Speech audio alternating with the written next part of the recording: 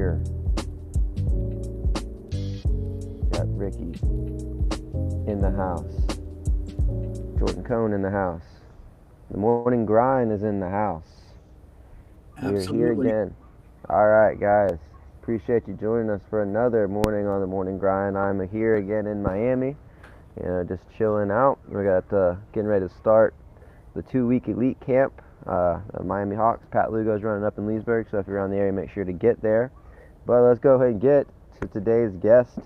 All right, today's guest comes all the way up from Panama City, Florida, in the Bay County area. He has coached a lot of kids that you would recognize in the state, namely Miss Val Solorio, back when she was in her younger years. Nate Solorio, her dad, talks very highly of this man. We have on Calvin Williams of Bay County Elite Wrestling Club. Good morning, sir. I can't hear him. Let's check and see if we got his mic on. Technical difficulties happen as they go. Boom, he is muted. Boom, there he is. Go ahead, Calvin. We had you unmuted. No, he's still muted. Is he muted? I don't know what's going on with that one. He should be unmuted. Stand by. We got a little technical difficulty with Calvin's mic. We can see him, but we can't hear him. All right, give me another try, Calvin. All right. I'm going to pop you out real quick and then come back in and see if that works. Yeah. All right, I'm going to send you out real quick and then can you log back in, Mr. Calvin? All right. Hey, these are the things, man. This is the part of it. But we grind through it because it's the morning grind, baby. I mean, honestly, so while we're waiting on him, I mean, that is it. Like, anybody that's trying to start up something, whether it's a show, a club, anything, you're going to have difficulties. You got to continue to work through it. We got you, Calvin? Check, Mike. Boom, there it is. All right, we got Calvin from Bay County Elite Wrestling Club on. Let's get him going. How you doing this morning, sir? Welcome to the morning grind. I'm doing good. Thank you for having me. Absolutely. Of course.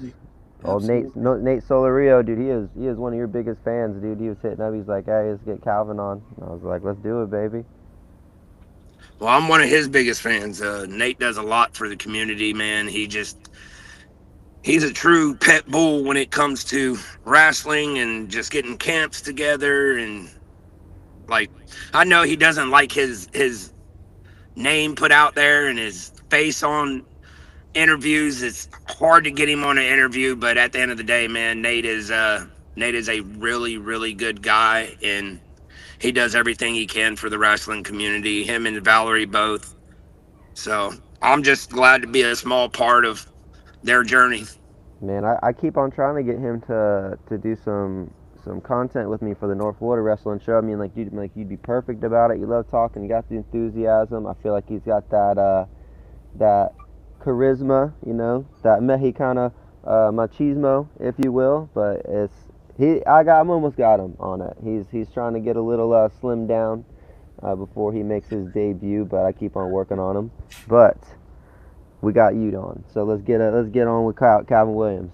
Yeah, let me ask Calvin a question. Calvin, you're with Bay County Elite, which is an elite club in North Florida. Did you start that, or was it started by somebody else and you kind of came in?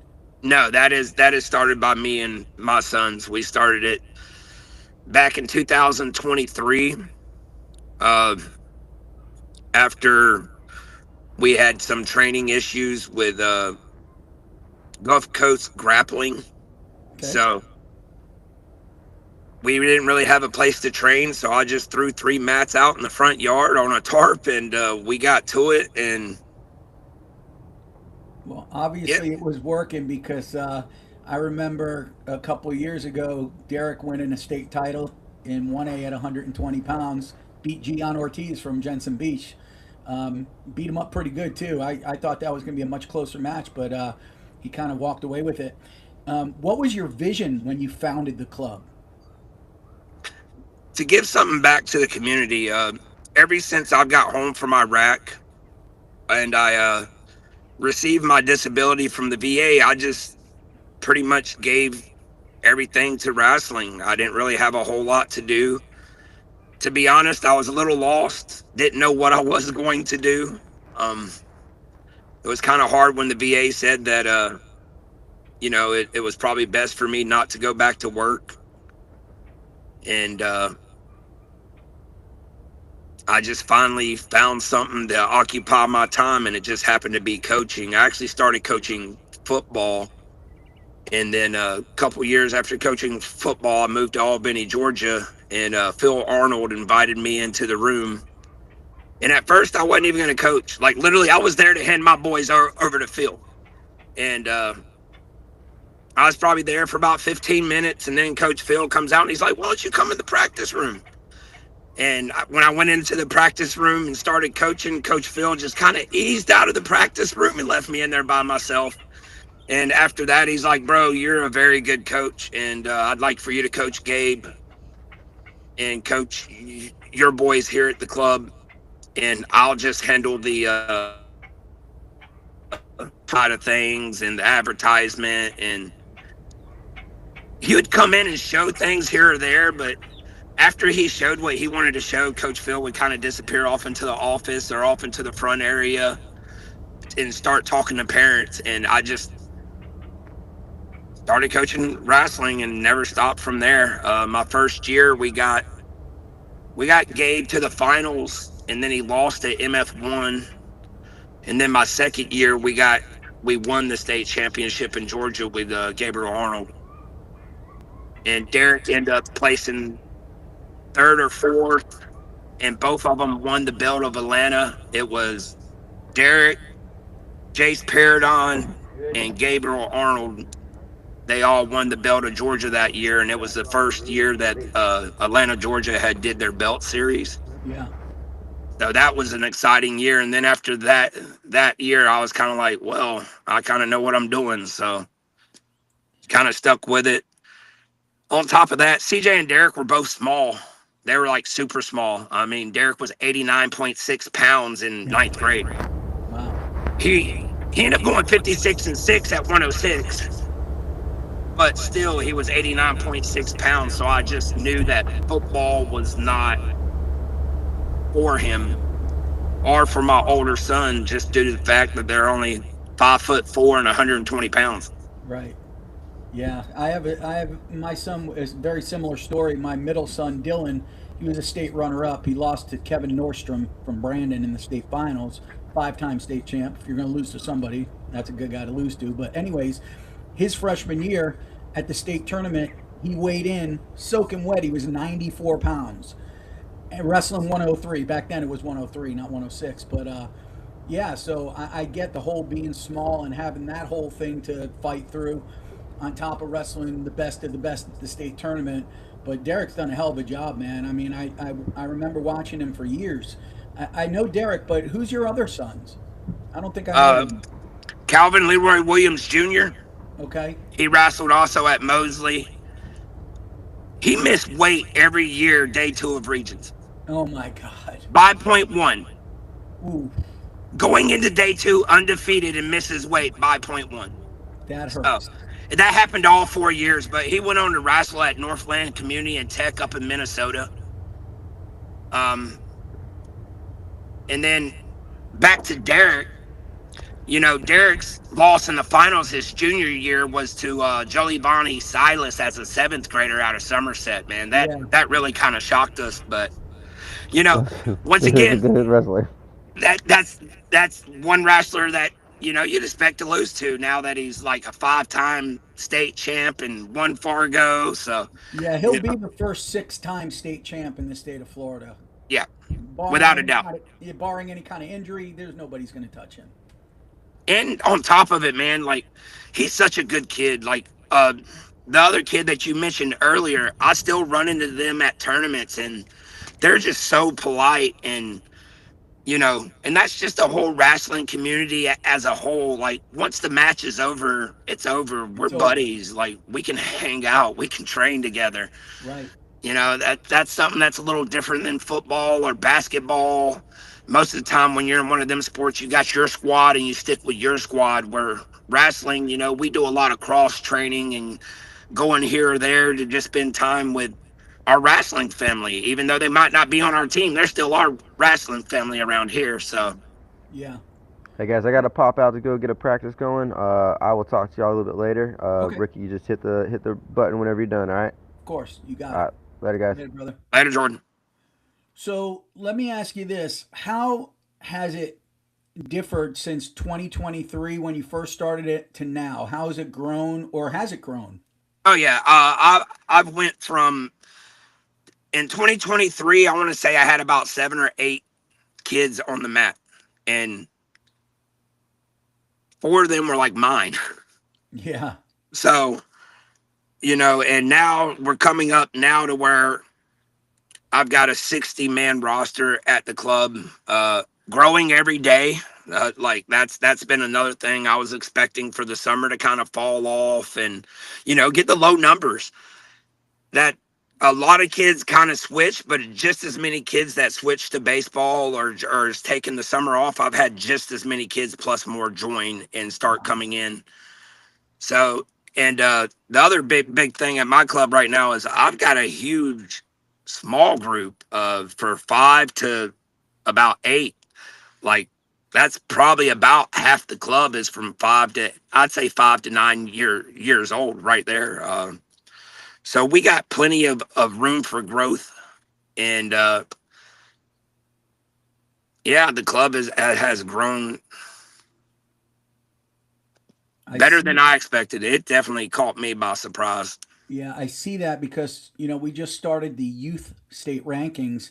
And as I was doing them and looking through all the brackets, all I'm seeing is Bay County Elite, Bay County Elite, There's so many kids that wrestled in the IOF series and the folk style and freestyle state championships and all from Bay County Elite. So you're doing something up there that's a really good thing. You're doing it right because all these kids are gravitating to you.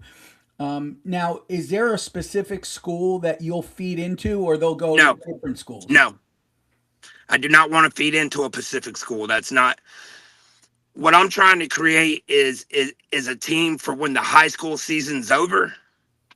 There's a team for these high school kids to come to. Yeah. The other thing is that they just sanctioned middle school wrestling here in Bay County, so that should be back next year. I'm Nice. super excited about that because that should start pushing a few of our numbers. On the youth side, it should start pushing our numbers a little better. So a lot of the kids up here in the Panhandle, they don't start wrestling until they're in high school, and Right. they've got such a learning curve to catch up to. It's it's really hard. It's super hard to take a kid that's a sophomore, didn't start wrestling until he's a sophomore. Right. So, however, though, I mean, if the kids really want to get good, that's why I opened this club. You go to your school practice, and then my high school practice is set up for after that. It would be nice to try to get a little few more of these high school coaches around here to kind of promote my program, but I think that's still going to take a few years. Um, but however, man, just it's not it's not for just one high school. It's the Bay County team, and Okay. honestly, during the summer we've been teaming up with PWC over out of Pace. They're kind of our sister brother club, and we put together the Panhandle Pet Bulls, which is a national youth team. We're heading up to Alabama State games this weekend. We're taking 2 teams, so I'm pretty excited about that. um, we did well down at the Triton Poseidon. We came in 7th this year, where last year we actually took 3 teams. We only took 1 team last year. We ended up coming in dead last. This year we took 3 teams, and our stack team ended up coming in 7th. Our B team they end up winning 1 duel, so they didn't come in last. And then in middle school, I want to say we won 2 duels, and I was still missing 7 or 8 slots. Yeah. So that I thought that was a huge accomplishment. I'm like, bro, I just came in here with what I think I had 8 kids out of 14, Right. and I wasn't expecting to win any. So to go in there and win 2 duels, I was super excited. Yeah, for sure. You know, you always hear about South Florida wrestling, why they're so good. And the reason that everybody always says is because they have middle school wrestling. Now that it's sanctioned up where you are, do you think that's going to help get more kids on the podium at a younger age instead of waiting till maybe they're juniors and seniors to hit the podium? Now with middle school wrestling, that's got to help, wouldn't you think? Yeah, no, that's like when I moved here in 8th grade, I wrestled over at Rosenwald Middle School. So like there used to be middle school wrestling here, and then I went in the military and did my time in the military, and then when I came back, there was no middle school wrestling, and I'm like, what happened? Where's it at? And then everybody kept telling me about Title IX. Title IX, they had to get rid of it because of Title IX. And I'm like, that doesn't make no sense. Why wouldn't they just make a girls wrestling team and that would even it out? Right. But you know how laws are. Sometimes laws don't make any sense. Yeah, most of them don't. Most of them don't. What are the biggest mistakes that you see parents making when introducing their kids to wrestling? Expecting them to win right away. That's a great answer. That is, dude, that is one of the biggest things that I've seen is that they expect their kids not to get beat. And the main thing I've always preached, even if you go back to the interview on ESPN after Derek won his state championship, consistency. That's why he was as good as he was. He was consistent. Yeah. He didn't make excuses. He didn't miss practices. And he was truly, truly very consistent. And I believe that's why I'm such a good coach, is because I am very consistent. I don't care if I got one kid in the room. I'm going to be at practice. There's been a couple of times like I have diabetes and my blood sugar shot up, and my wife's like, maybe you need to not go to practice. And I'm like, no, I'm going. And I'd go to practice, and then after the exercise at practice, I'd come out and my blood sugar had, dropped and everything. So it's kind of therapeutic for me too. Yeah. Just whenever I go into the practice room, I put on this character of a drill sergeant. And I think that's another thing a lot of the kids love is just how loud I am and how passionate I am in the practice room. And it's kind of contagious because once I start getting going, you can see the kids kind of light up and start, really moving. They're like, oh, coach is on us today. Let's get it. So, but consistency is key. That's the main thing I've found out in the last, 13 years I've been coaching now is being in there consistently will win you several matches that you probably didn't expect to win. Yeah, for sure. What separates a good wrestler from a great wrestler? Mindset and attitude. How do you coach? Can you coach mindset, or it's you either got it or you don't? No, you can definitely coach it. You can definitely develop it. And once again, it's just them consistent, hard, tough practices.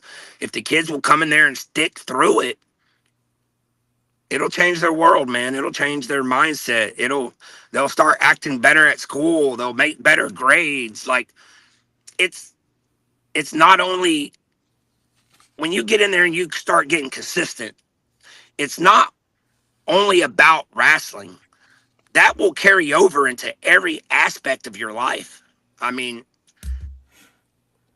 and I've seen it time and time again. I've had kids come in with bad attitudes, and then after 3 or 4 months, their attitude changes, their grades come up. Just consistency is key. Yeah, it really is, especially in a sport like this. Let me ask you this. How do you handle wrestlers who aren't seeing immediate success? Keep encouraging them, keep encouraging the parents, and just really pushing home to be consistent.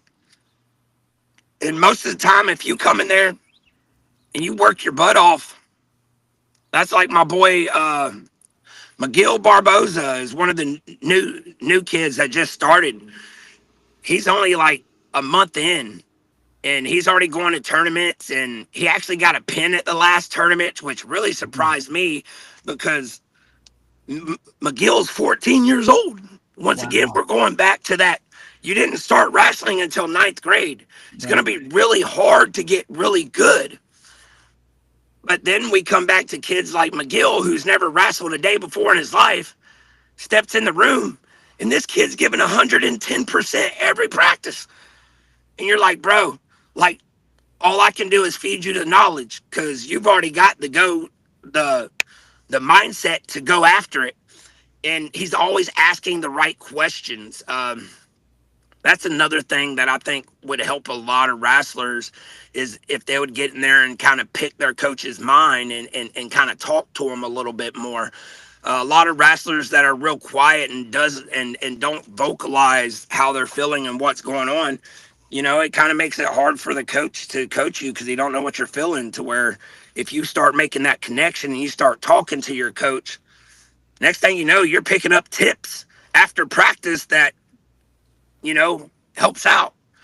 But definitely consistency and just the right attitude. I mean, attitude makes up so much, Yeah. especially when you don't have the knowledge or you're behind on that learning curve.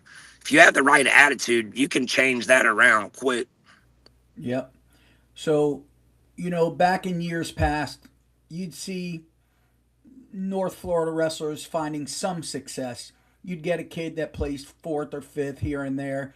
But now it's like every year, it's almost like you're expecting to see state champs out of North Florida, and you're getting them every year, finalists and thirds and seconds and firsts. What do you credit that to? Why has it gotten so much better in recent years? The coaches caring about the youth scene. The coaches just caring. I mean, in this area, we don't have a whole lot of coaches, but the coaches we do have care. And when you care and you put everything that you have into it, man, it's gratifying. It's awarding. Um, and I think the biggest thing is just we've got some really good coaches up here helping out the youth and bringing them along. You got Ryan Blackwell over in Yeah. Gulf Breeze. I mean, you got Coach Clay over in Tallahassee. You've got Robert Starkey over in Pace. You the Milton coach he seems like he's pretty dedicated. Coach Lapidat out at Arnold. I mean, The guys they're at Florida dedicated. High. Florida High's got some dedicated coaches too. Yeah, Coach Clay. Yep. Oh yeah, Yep, you did mention him, Coach Clay. Yeah. yep. Clay So Allen, I mean, he's dedicated. You had Jason over in Tallahassee, and I hate that Jason has moved on, but he's doing better things with his life. So, and he ran the grappling, I believe it was called Grappling House over there in yeah. Tallahassee.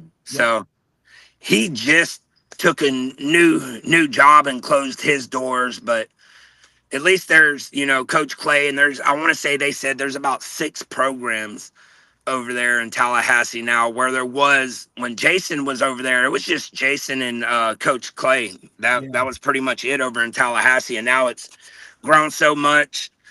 And you got a bunch of the high school coaches over there in Tallahassee that are, really dedicated. Trying to think of that one high school. I see their coaches at just about every tournament, and it's not FSU.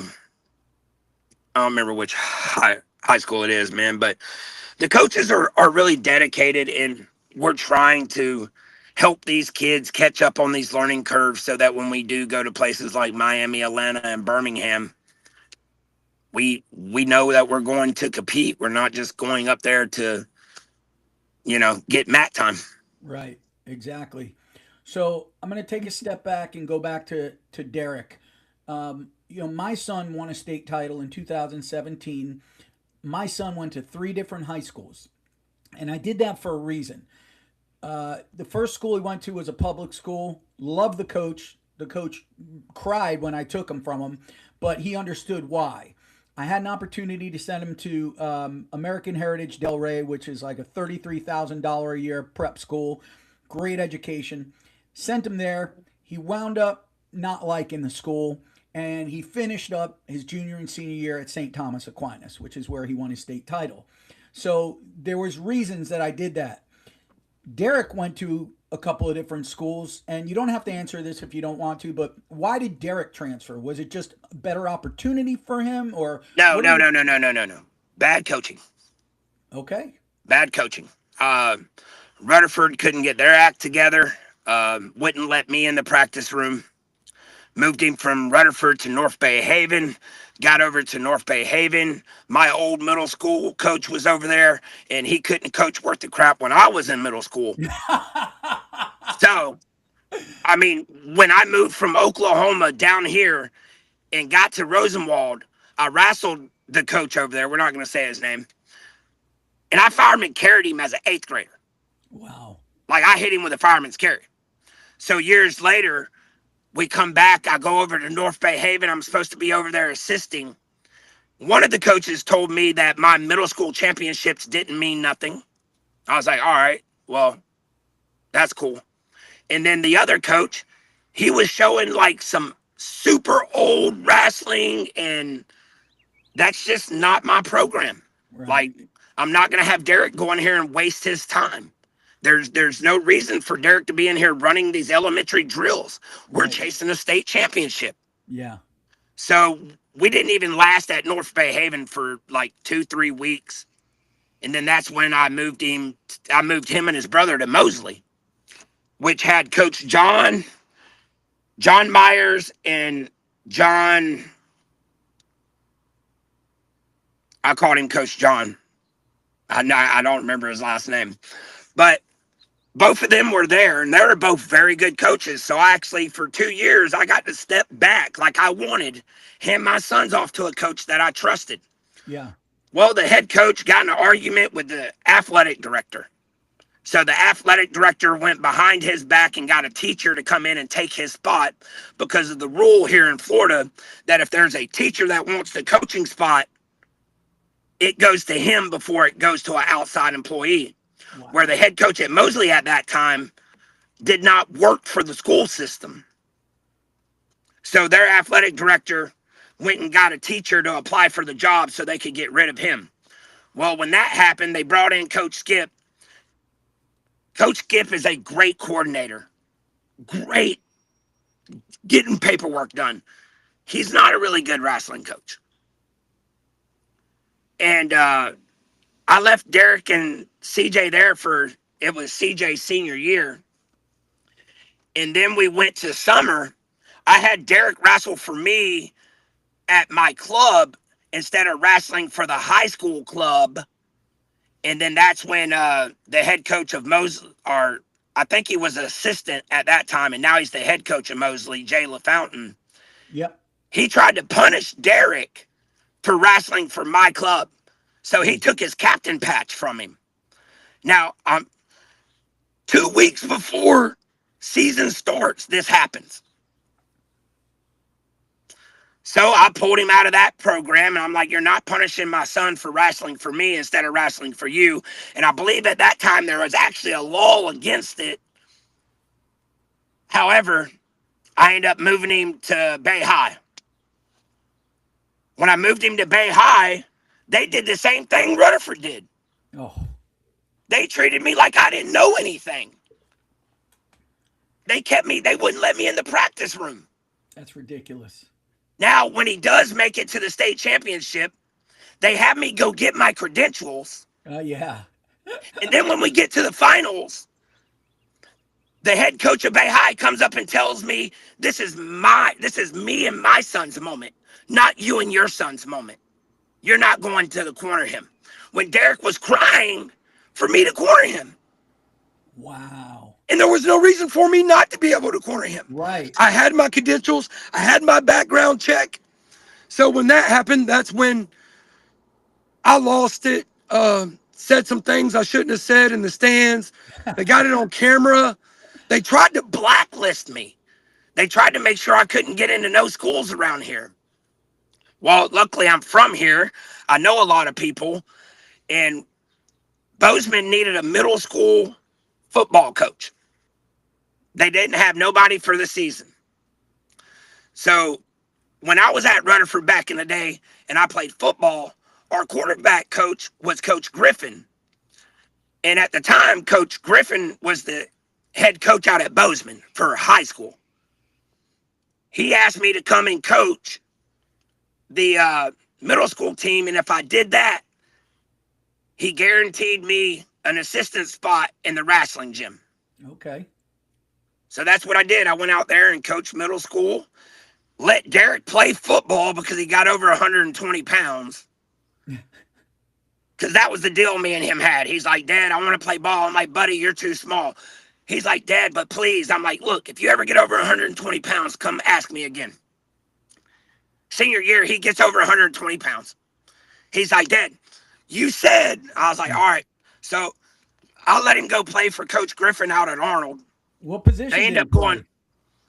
He played safety and wide receiver. Okay. But he didn't get a whole lot of playing time because of his size.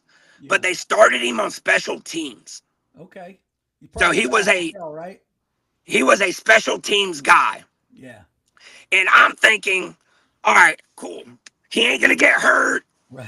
There's no chance of that. He gets to go do what he wants to do. Win-win. All right, so they had a phenomenal guy kicking the ball off. They only had about 40 kick returns on kickoff. Out of them 40 kick returns, Derek had 22 tackles, 2 forced fumbles, and got Max Player of the Week twice for special teams. Wow. So that was also, and then on top of that, once he got done with football season, he was a little heavy. He had to wrestle 126. And we went to our first tournament, and he lost. This is the only loss of the year, was to a Louisiana State champ, and he lost off of a bad call. It was a bad call, but you know how the first tournament of the year is, Yep. Refs are just getting warmed up and everything. Yep. So I used that loss as fuel for him, I was like, hey, buddy, there's your loss. You only had one loss last year. You got one loss this year. Let's try to keep it there. Yep. And he did. He did. He rode that all the way out to. Yeah, it was like 56-1 or 60-1 or something like crazy number like that, right? Freshman year was 56-6. Sophomore year was 58-4. Junior year was 70-1, only losing to Jolie Bonnie Silas in the finals. Senior year was 70-1. Holy shit. So his junior and senior year, he went 140-2. Wow, that's crazy. Absolutely crazy. So, what are the goals for Bay County Elite over the next few years? The goals for Bay County Elite over the next few years is to get to where we can build our own dual teams and have enough kids that we can take dual teams to big tournaments.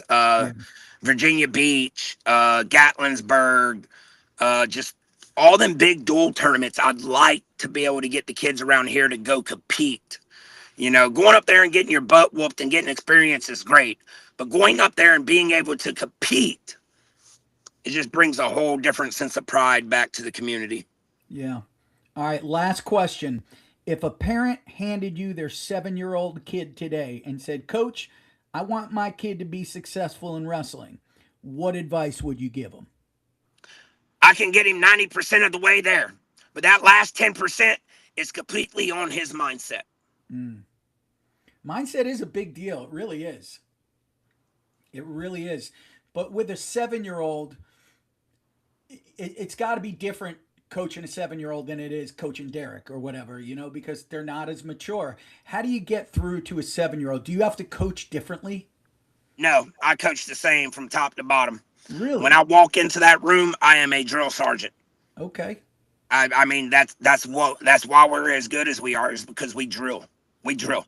I don't give long explanations on moves. During my basic class, I'll slow it down and I'll go a little bit more in depth. But when you come to advanced class, you usually already got 2-3 years experience. Yeah. Like, you should know what a high crotch is. Right. You should know what a sweep single is. Yeah. So I'm not going to show sweep single or high crotch. We're going to drill it. I'm going to come in and call out the takedown. We're going to hit that takedown for 5 minutes, and then we're going to switch. That's the other thing. I don't number my reps. Why number your reps? Why say 10? Right. All right. If I say we're doing double legs for 5 minutes, I want you to get as many as you can in that 5 minutes. Exactly.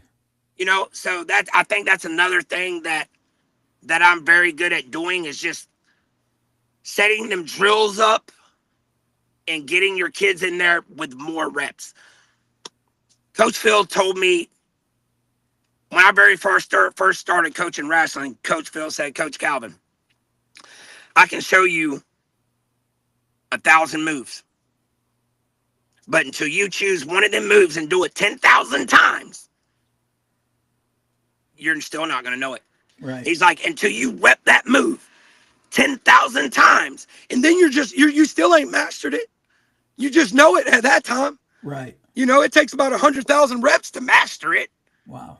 And that's with almost anything. That's with jiu-jitsu, with boxing, with wrestling, with football. You know, repetition. Repetition is where we take it from classroom or mat room to mat. Yeah. That's what's going to get that live wrestling transfer over. And of course, when I first started coaching, Coach Phil took me to Storm Center. I got to watch Coach Carr coach. We went out to Iowa to preseason nationals. I got to watch some really good coaches out there. Oh, we also went to Carthage, Missouri.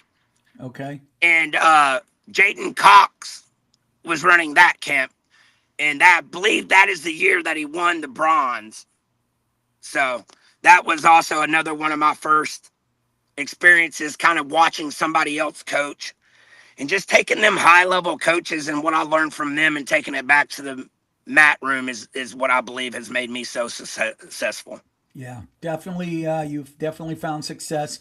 Well, I appreciate you coming on the show and giving us your time. I wish you the best of luck with continuing to build North Florida wrestling. You're doing a hell of a job. It's apparent you're getting kids on the podium every single year, and even the youth kids are doing really well at the youth tournaments. Very, very well, actually. So congratulations on that. And we'll get you back on the show soon after some kids win some more championships for you. Yes, sir. Sounds like a game plan. Absolutely. You have a great rest of your day, Coach Calvin. Thank you so much again. Thank you, Ricky. And all the followers, y'all have a great day.